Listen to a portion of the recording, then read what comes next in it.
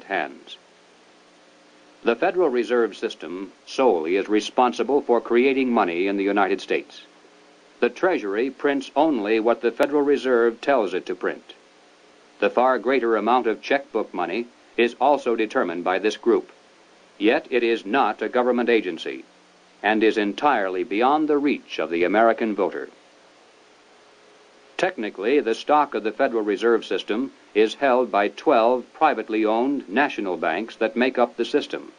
These, in turn, are owned primarily by the private banking dynasties that work so hard to bring that system into being. By law, the 7 members of the Federal Reserve Board are appointed by the President for a term of 14 years each.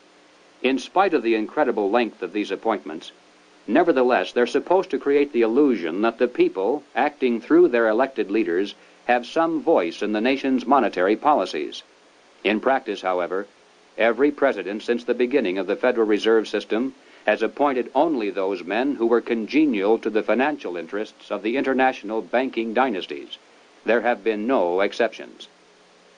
It is now known that the original Federal Reserve Board was handpicked by Colonel Edward Mandell House, who early in his career had represented British and American banking interests. The intimate papers of Colonel House, edited by Charles Seymour, reveal House as the unseen guardian angel of the Federal Reserve System. In the words of Mr. Seymour, the Schiffs, the Warburgs, the Kahns, the Rockefellers, and the Morgans had faith in House. In 1912, Colonel House authored this book entitled Philip Drew, Administrator.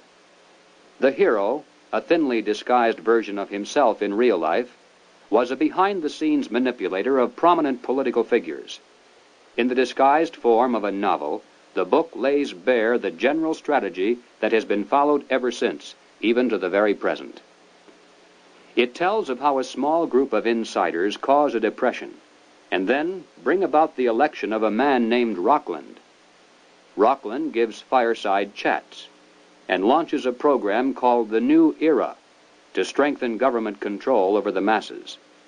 Eventually, the insiders who control the government weaken the country deliberately to the point of civil war, which provides them with the excuse for establishing a dictatorship under Philip Drew. Colonel House was the man who selected Woodrow Wilson as a presidential candidate, and later became his principal advisor. Wilson was totally dependent on House for all political decisions. He was his alter ego. The president himself had written, "Mr. House is my second personality. He is my independent self. His thoughts and mine are one. If I were in his place, I would do just as he suggested." When the federal government goes into debt, it borrows that money from the Federal Reserve System. The national debt presently is at the 400 billion mark. Just to pay the interest on this debt, taxpayers are forced to contribute over $20 billion every year. And remember, that is interest on money created out of nothing. At National Convention time, $20 billion can determine far more politics than all the shouting and placard waving and brass bands combined. And one can only imagine the economic and political pressures that are brought to bear on a candidate seeking public office. Pressures and commitments to make sure that, if elected, the new president will make the correct appointments, not only to the Federal Reserve Board, but also to ambassadorial posts, government agencies, the cabinet, and even the Supreme Court. This is why, through the years, administrations change, party labels change, but major policies do not. In 1870, a wealthy British socialist by the name of John Ruskin was appointed as Professor of Fine Arts at Oxford University in London. He taught his students that the state must take control of the means of production and organize them for the good of the community as a whole. But he advocated placing control of the state into the hands of a single dictator. He said, "My continual aim has been to show the eternal superiority of some men to others, sometimes even of one man to all others." Dr. Quigley tells us, Ruskin spoke to the Oxford undergraduates as members of the privileged ruling class. He told them that they were the possessors of a magnificent tradition of education, beauty, rule of law, freedom, decency, and self-discipline, but that this tradition could not be saved unless it could be extended to the lower classes in England itself and to the non-English masses throughout the world. Ruskin's message had a sensational impact. His inaugural lecture was copied out in longhand by one undergraduate, Cecil Rhodes, who kept it with him for 30 years. Cecil Rhodes made one of the world's greatest fortunes. With help from international bankers, he was able to establish a virtual monopoly over all the diamonds that came from South Africa, and most of the gold as well. Throughout his entire life, Cecil Rhodes spent most of his vast income to promote the ruling class ideas of John Ruskin. Many people are familiar with the world-famous Rhodes Scholarships, which were established to promote the less controversial aspects of John Ruskin's dream. But very few are familiar with the fact that in 1891, Cecil Rhodes established a secret society to promote the rest of that dream.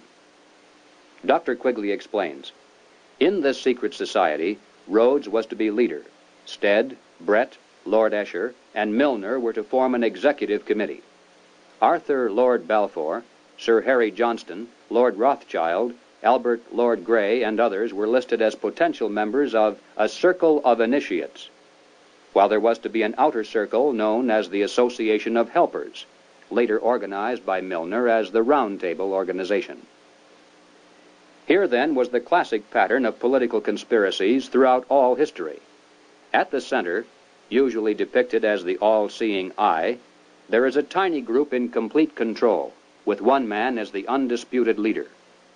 Next comes a circle of secondary leadership that for the most part is completely unaware of an inner core. They are led to believe that they are the innermost ring. In time, as these conspiracies are built from the center out, they form additional rings of organization. Those in the outer echelons usually are poor idealistic souls with an honest desire to improve the world.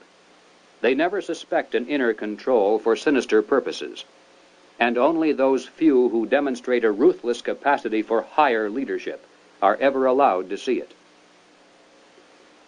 After the death of Cecil Rhodes, the inner core of his secret society fell to the hands of Lord Alfred Milner, Governor-General and High Commissioner of South Africa.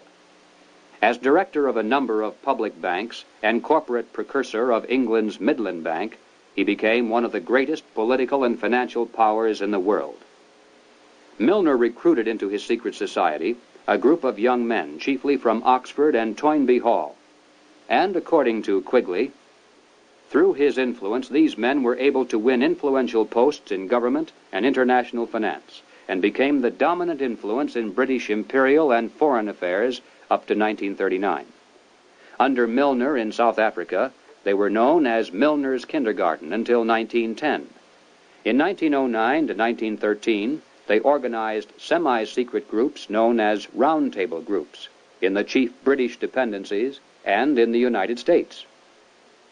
The Round Table group in the United States promptly created an external organization known as the CFR, the Council on Foreign Relations. It is through this organizational ring and then outward, through tax-exempt foundations, universities, and government agencies, that the international capitalist conspiracy has dominated the domestic and foreign policies of the United States for over 50 years. Unless there is any doubt as to who is behind the CFR, Dr. Quigley tells us bluntly, in New York it was known as the Council on Foreign Relations and was a front for J.P. Morgan and Company in association with the very small American Round Table Group. The CFR building is located on the west side of fashionable Park Avenue in New York. Although it definitely is not the center of the conspiracy, and although practically none of its members are aware of an inner control, nevertheless it is semi-secret in its operation. It shuns publicity, and members are sworn not to disclose to the public the proceedings of its conferences and briefings. It has a formal membership of 1,400